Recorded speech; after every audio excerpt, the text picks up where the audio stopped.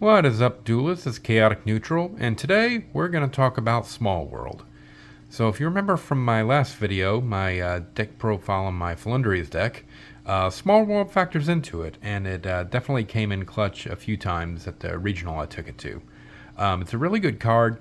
It's also a really weird card, and being able to understand it can be kind of daunting.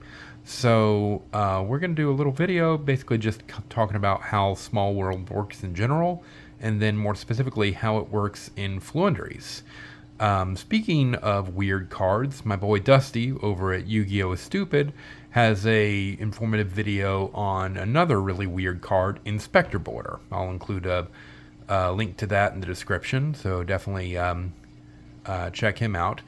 And also, don't forget that we are currently doing a giveaway. So once we get to 50 subs, we'll do a giveaway.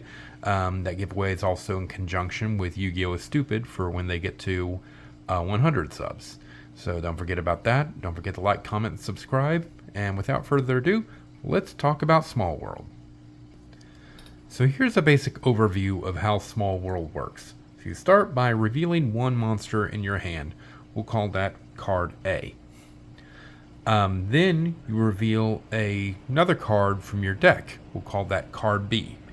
Now, card A and card B have to have exactly one thing in common between one of these 5 things: type, attribute, level, attack, or defense. So basically, one of those things has to be held in commonality with A or B. So they could be the same attribute, they could be the same type, they could have the same amount of attack or defense, they could have the same level, but only one of those things. So then card A would get banished face down. Then from there, you select another card from your deck, which will be added to your hand. We'll call this card C.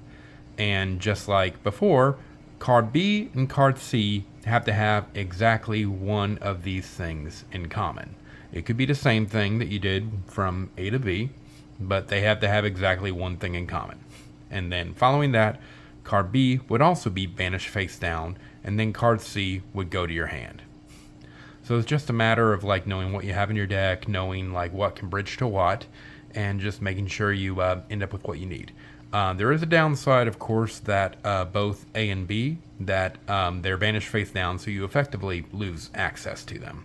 But it is still a search that definitely helps you out.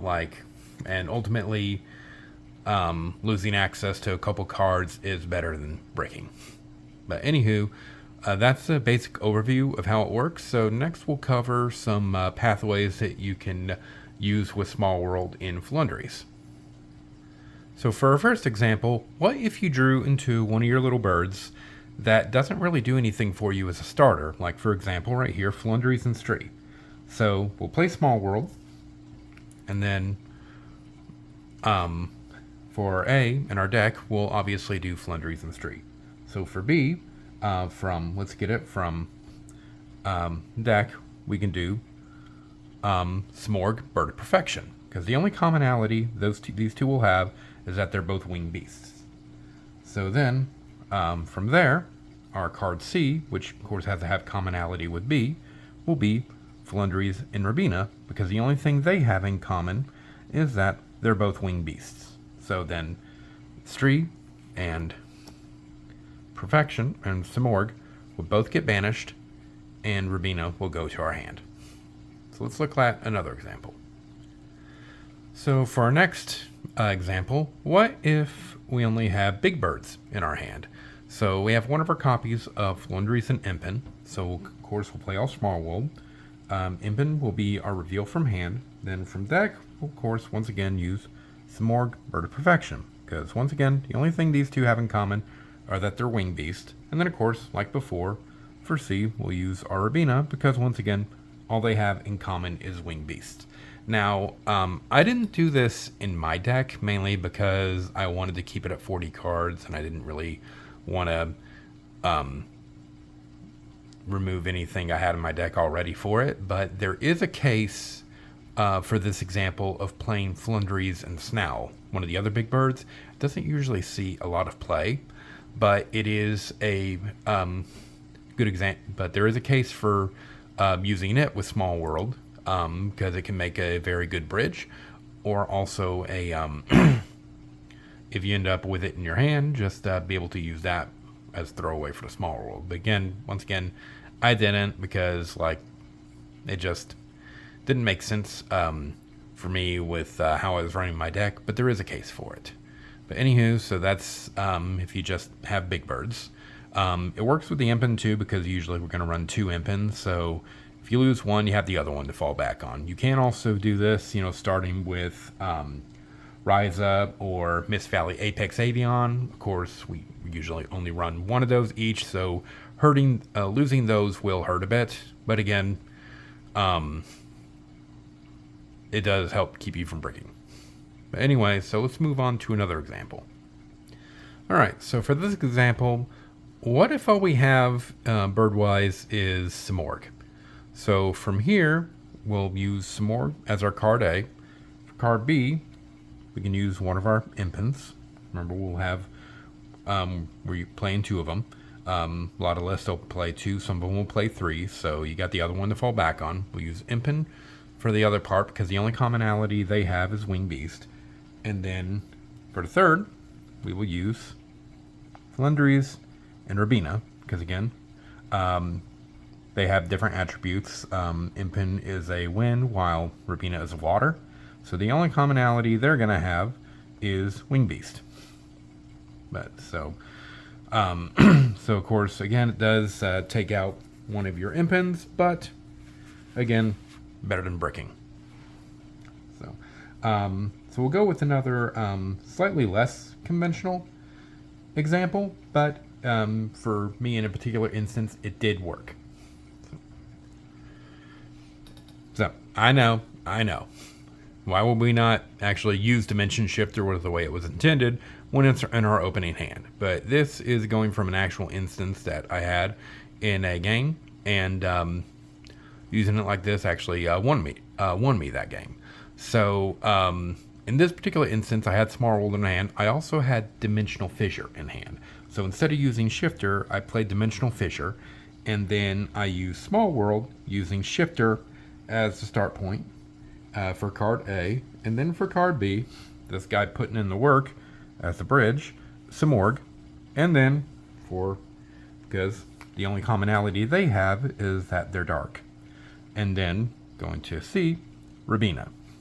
It's unconventional, but of course, like I did have the Dimensional Fissure that was working in lieu of Shifter, so then I was able to use that for that.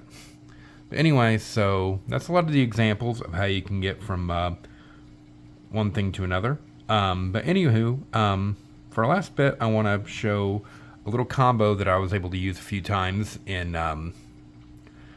the regional, and most of the times that I pretty much every game that I use this, I won.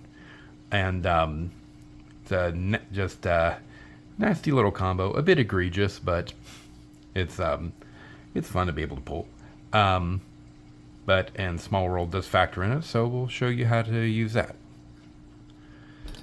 So for this combo, you need 3 things. First, you need Rabina, or one of your starters, preferably Rabina. Secondly, you need either your map or a way into map, like either Terraforming or Advent of Adventure. And then third, you need Small World. So this is how it's going to work. We'll start things off by activating our map.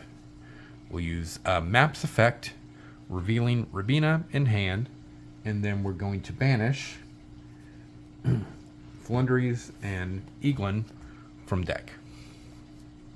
And then following that, Rabina will be normal summoned by Magnificent Map's effect. So it's not using your regular normal summon yet. Rabina will be chain 1, Eaglin will be chain 2. Eaglin will return to the hand, and then Rabina will allow us to search a level 4 or lower Winged Beast out of the hand. For that, we're going to add Simorgh. And then off the back end of Rabina, we get to normal summon another Winged Beast, so for that, we'll normal summon Eaglin. Eagle Effect will allow us to search level 7 or higher wing beast, and for that we'll search Floowandereeze and Impen and add it to our hand, and then we get another normal summon of wing beast off the back of Impen. So we'll tribute both of these, and of course they'll banish in order to normal summon Floowandereeze and Impen. Chain 1 Impen, Chain 2 Rabina. Rabina will return to our hand, and Impen will allow us to search for a Floowandereeze spell or trap, and of course most of the time for that we're going to search for Floowandereeze in the Dreaming Town, and that'll come to hand. We'll go ahead and set the Dreaming Town, but of course we still have not used our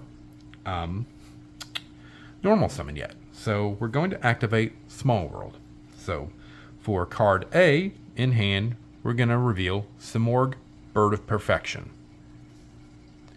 For card B, the reveal from the deck, we're actually going to reveal Dimension Shifter.